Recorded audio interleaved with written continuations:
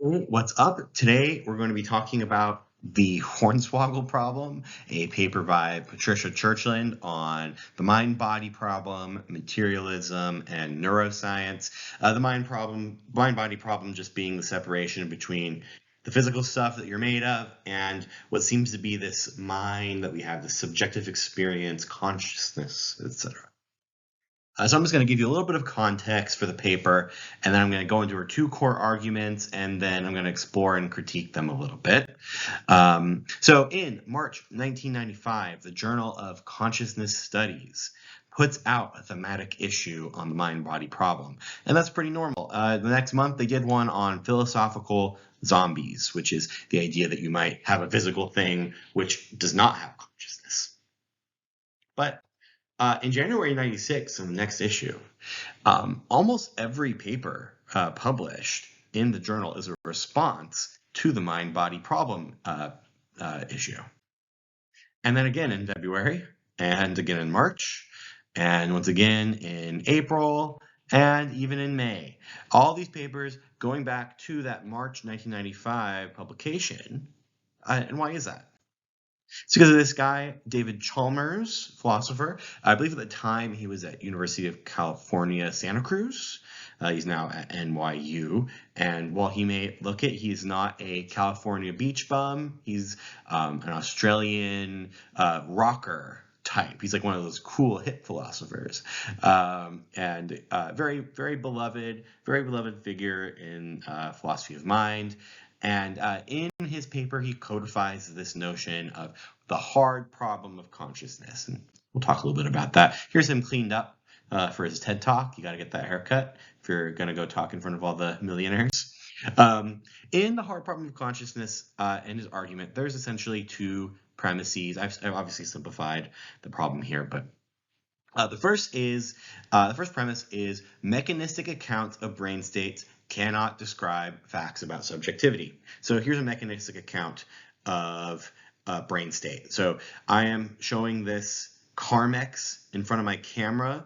There are light waves reflecting off of it, and they're going into my camera, being processed by my computer into a video, eventually uploaded to the internet, sent as information to your device, transferred into a signal on your screen, in which light waves bounce off the screen into your eyes,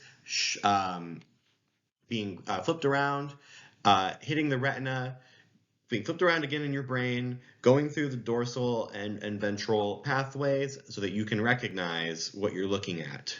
Okay, so as you probably noticed, that was a very mechanistic account of your brain states and why your brain states are in the states that they're in. But nothing that I said had anything to do with the color yellow that you are perceiving right now in your subjectivity, right? So according to Chalmers, there's no way that works, because the mechanistic account is about looking at you as if you were a machine, right? Not as if you were a subjectively experiencing being.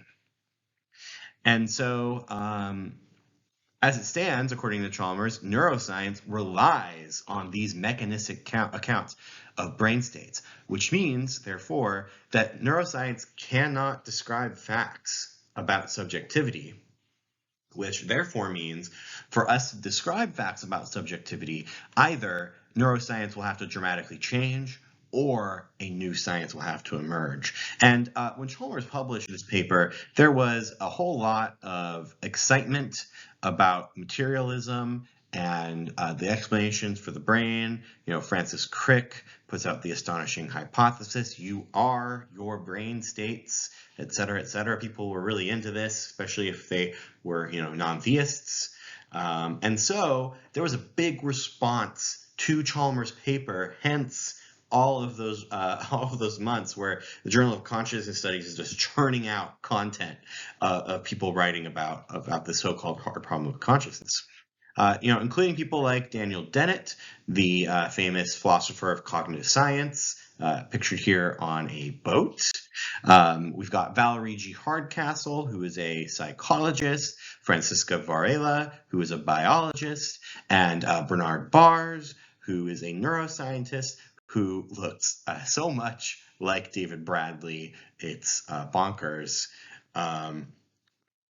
But most importantly, the response we care about. Sorry, I don't know what David Bradley's position is on the hard problem of consciousness, but the response we care about here is from Patricia Churchland. Here she is pictured very cutely with various members of her family, all of whom are neurophilosophers or neuroscientists. So there's kind of a theme going on in the family being really invested in neuroscience as a field, and I think that's really, really cool. And here she is on a boat. So the Hornswoggle problem has two main arguments, and I'll detail them both here right now. So the first thing that Churchland says is that Chalmers and the people in his milieu are really claiming that we do not understand much about subjectivity, and therefore it can't be explained, or science can't explain it, or you can never understand it in terms of the brain. And she calls this an argumentum ad ignorantium, which is to say you can't make an argument based on the fact that you don't understand something now or don't see how a problem can be solved now, right? She kind of says there's some additional rhetorical flourish in these works.